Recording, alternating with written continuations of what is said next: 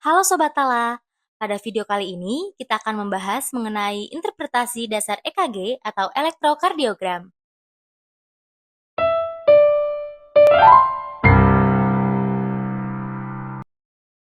EKG merupakan pemeriksaan non-invasif yang merekam aktivitas listrik jantung dari permukaan tubuh, dan hingga saat ini menjadi salah satu gold standar dalam evaluasi awal pasien dengan kecurigaan penyakit kardiovaskular.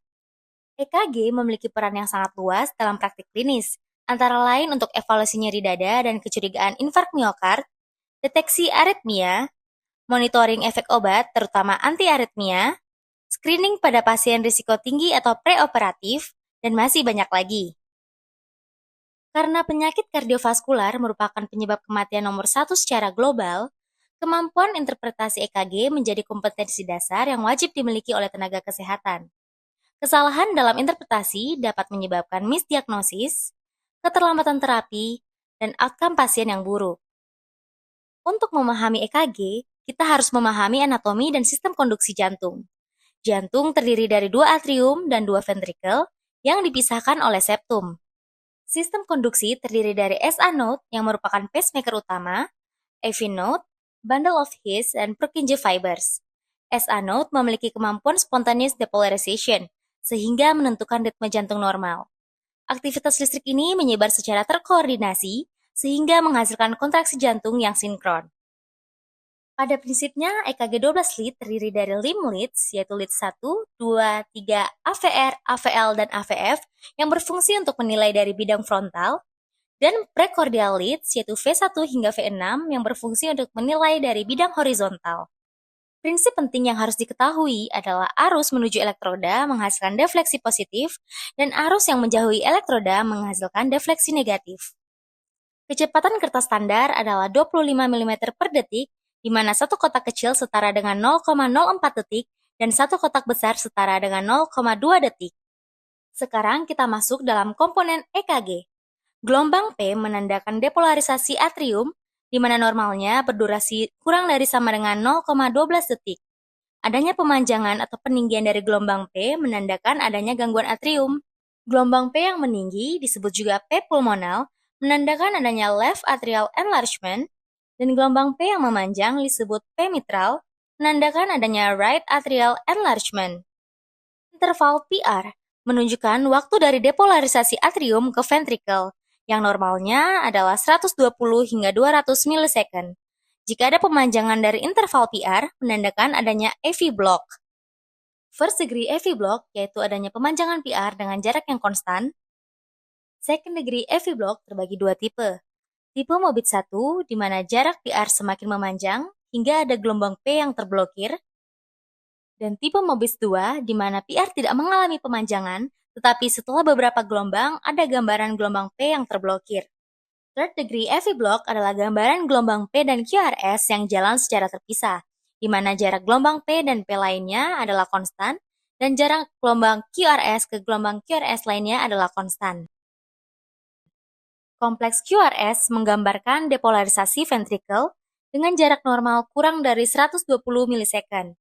Kompleks QRS yang melebar menggambarkan bundle branch block atau adanya gangguan konduksi. Right bundle branch block umumnya terlihat di V1 atau V2, dan left bundle branch block umumnya terlihat di V6 atau V5. Gelombang Q normalnya kecil membentuk septal Q, dan adanya Q patologis menandakan adanya infark lama. Segmen ST, normalnya isoelektrik. Adanya elevasi lebih dari 1 mm pada limb leads mengarahkan kecurigaan ke STEMI. Sedangkan adanya depresi dari segmen ST menandakan adanya iskemia. Gelombang T menandakan repolarisasi ventrikel. Gelombang ini dapat berubah pada kondisi iskemia dan gangguan elektrolit. Interval QT adalah total depolarisasi dan repolarisasi ventrikel dengan normalnya berjarak kurang dari 440 milisecond. Adanya pemanjangan dari interval ini berisiko menjadi torsade de points. Untuk membaca EKG ada beberapa struktur yang bisa kamu ingat. Yang pertama ada rate, dengan rumus 300 dibagi jumlah kotak besar antara R ke R, atau 1500 dibagi jumlah kotak kecil. Normalnya berjarak antara 60 sampai 100 beat per menit. Yang kedua adalah ritme. Menilai ritme adalah dengan mengevaluasi Apakah seluruh komponen EKG ada? Apakah ada gelombang P? Dan apakah gelombang P selalu diikuti oleh gelombang QRS? Apakah R ke R regular? Suatu EKG dikatakan sinus ritme ketika P positif di lead 1, 2, dan AVF. Struktur yang ketiga adalah aksis. Normal aksis berada di antara minus 30 derajat hingga plus 90 derajat. Cara cepat untuk menilai aksis adalah melihat lead 1 dan AVF. Ketika lead 1 dan lead AVF positif, maka bisa dikatakan normal aksis. Selanjutnya adalah dengan menilai interval PR, interval QRS, dan interval QT dengan cara melihat jarak normalnya. Interval PR dengan normal jarak 120 hingga 200 milisecond. Interval QRS dengan jarak normal kurang dari 120 milisecond. Dan interval QT dengan jarak normal kurang dari 440 milisecond. Dan yang terakhir adalah dengan melihat morfologi gelombangnya. Apakah ada ST elevasi atau ST depresi? Apakah ada T-wave abnormality? Dan apakah terdapat Q-wave patologis? Berikut ada tips singkat untuk beberapa penyakit dengan gambaran EKG yang spesifik. Yang pertama ada atrial fibrillation. Tidak ada P-wave dan iramanya irregular. STEMI dengan ST elevasi pada lebih dari 2 lead bersebelahan. Bundle branch block dengan QRS melebar. Dan QT prolongation pada risiko aritmia yang fatal. Berikut adalah rangkuman biar lebih mudah diingat sama Sobat Tala. Intinya, EKG merekam aktivitas listrik jantung dari SA node menuju ke atrium, AV node, dan ventricle.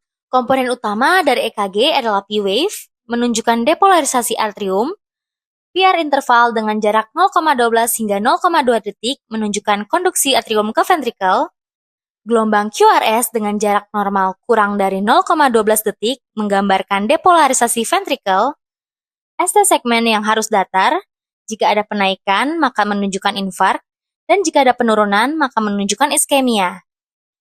T-wave yang menunjukkan repolarisasi ventricle, dan QT interval yang jika ada pemanjangan maka menunjukkan risiko aritmia. Di dalam gambaran kertas grid EKG terdapat kotak kecil dan kotak besar, di mana satu kotak kecil setara dengan 0,04 detik dan satu kotak besar setara dengan 0,2 detik.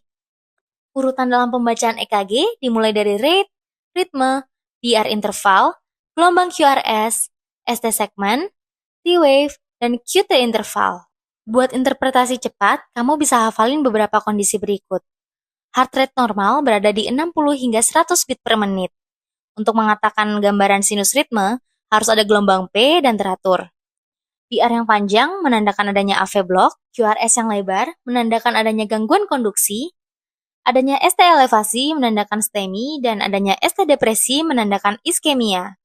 Tidak ada P dan irregular menandakan atrial fibrillation. Interpretasi EKG harus dilakukan secara sistematis, berbasis pemahaman fisiologi, dan selalu dikaitkan dengan kondisi klinis pasien. Latihan yang konsisten sangat penting untuk meningkatkan akurasi interpretasi.